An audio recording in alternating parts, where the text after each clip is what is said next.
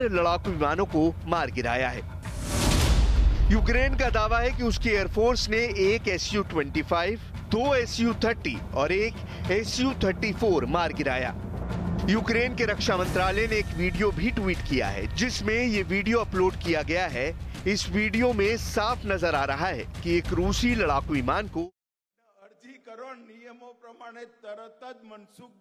और ये तस्वीरें आपको दिखा रहे हैं शिंजो आबे को श्रद्धांजलि देने के लिए खुद प्रधानमंत्री नरेंद्र मोदी वहां पर पहुंचे हैं आखिरी विदाई देने के लिए। और देखिए जिस तरीके से शिंजो आबे और प्रधानमंत्री नरेंद्र मोदी के रिश्ते रखे हैं वो हर किसी ने देखी। आपको याद होगा कि जब पहली बार शिंजो आबे पहुंचे थे हिंदुस्तान, उस वक्त गुजरात के मुख्यमंत्री थे प्रधानमंत्री नरेंद्र मोदी और किस गर्मजोशी के साथ स्वागत किया गया था शिंजो आबे का। लेकिन आज हर कोई स्तर पर विदाई दे रहा है यहाँ पर। डिजिटल मार्केटिंग को सीखकर आपके प्रोडक्ट्स और सर्विसेज को दुनिया को बेचना चाहते हैं तो फ्रीडम ऐप को अभी डाउनलोड करें। डिजिटल मार्केटिंग का एक्सपर्ट बने। शिंजो आबे को और उसकी ये तस्वीर आपको दिखा रखी हैं। और देखिए अब वो तस्वीर भी आपको याद होगी जिस वक्त काशी पहुंचे थे शिंजो आबे और काशी के घाट पर प्रधानमंत्री नरेंद्र मोदी और शिंजो आबे की जिस तरीके से वो गहरी दोस्ती देखने को मिली थी, जो बता रही थी कि देखिए जापान और हिंदुस्तान की ताकत क्या है, जापान और हिंदुस्तान की दोस्ती जो है वो कितनी पुरानी है। और इसीलिए जब शिंजो आबे पर अटैक हुआ था, जिस तरीके से उन्हें गोली मारी गई थी, उस वक्त भी अब सबसे पहला ट्वीट जो है पीएम मोदी की तरफ से ही किया गया था।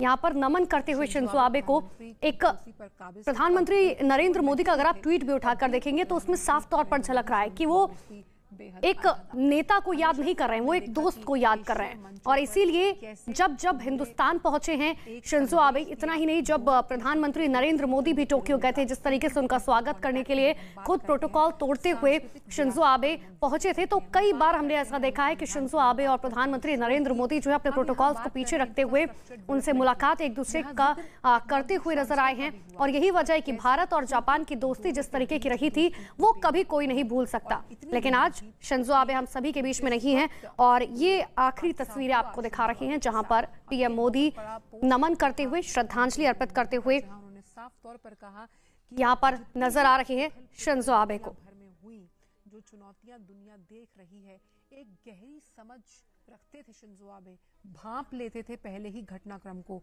कैसे चुनना है, किसको साथ लेकर चलना है। तो उनकी ये तस्वीर शिंजो आबे अब हम सभी के बीच में नहीं है, लेकिन जब उनके ऊपर हमला भी हुआ था तो सबसे पहला ट्वीट भी पीएम मोदी की तरफ से किया गया था। जिस तरीके की घटना हुई थी उस पर निंदा भी जाहिर करते हुए पीएम मोदी नजर आए थे।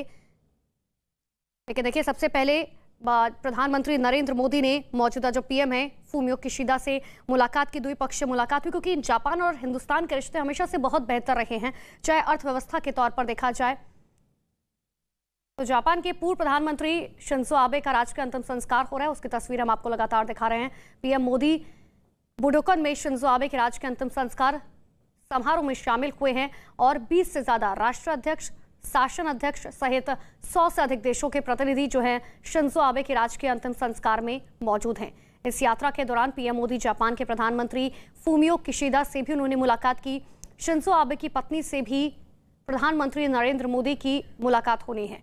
थोड़ी देर पहले ही जापान के प्रधानमंत्री फूमियो किशिदा से मुलाकात के बाद पीएम मोदी ने बताया भी कि देखिए इस दुख की घड़ी में आज हम मिल रहे हैं। पिछली बार जब मैं आया था तब शिंजो आबे से काफी लंबी मेरी बातचीत हुई थी और कभी सोचा नहीं था कि जाने के बाद ऐसी खबर सुनने की नौबत आएगी। देखिए 5 तस्वीरें आपको दिखा रहे हैं।